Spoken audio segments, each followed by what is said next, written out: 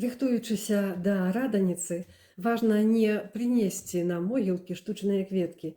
Важна успомніць пра сваіх памерлых, падумаць пра іх, так, нібыта яны з намі побач. Гэта зусім не добра, што мы носім на могілкі штучныя кветкі, которые перажывуць не толькі косці тых, хто памёр, але і нас з вамі будуць ляжаць на сметніках і нагадваць будучым пакаленням пра наша нядбайнае стаўленне да прыроды.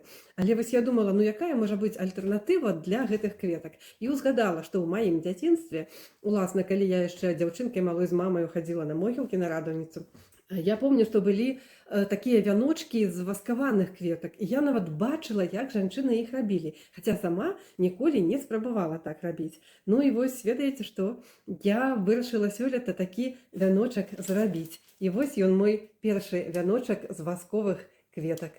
Вось так ён выглядае. Яшчэ нядаўна гэта была звычайная папера, а зараз яна аблітая воскам, выглядае вось так. Воск дапамагае захаваць кветачкі, каб яны не баяліся дажджу, каб маглі захавацца пэўны час.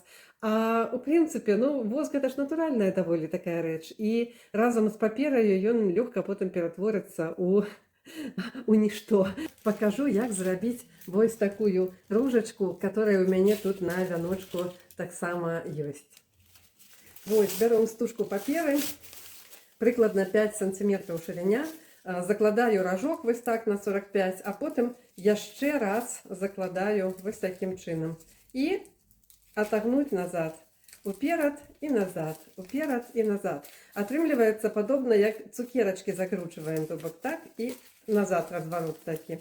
Вось такія утрымліваюцца вось васьмёрачкі, ланцужок васьмёрачак такіх, і ён дазваляе больш шчыльным зрабіць краешак, і з такім шчыльным краёчкам потым лягчэй фарміраваць ружачку. Сабраць гэтую ружачку, вось трошачкі прызборваю вот так вот яе і збіраю у кветачку уже сам, у такі бутончик. Так.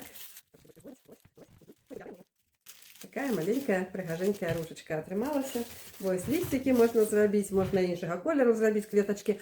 І я спачатку вось рабіла кветкі і адразу макала іх у воск.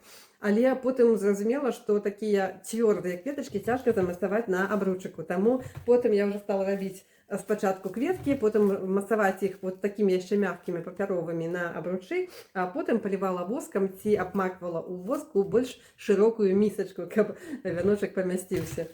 Гэта самая звычайная свечка, которая зараз стаіць на пліце і проста растае.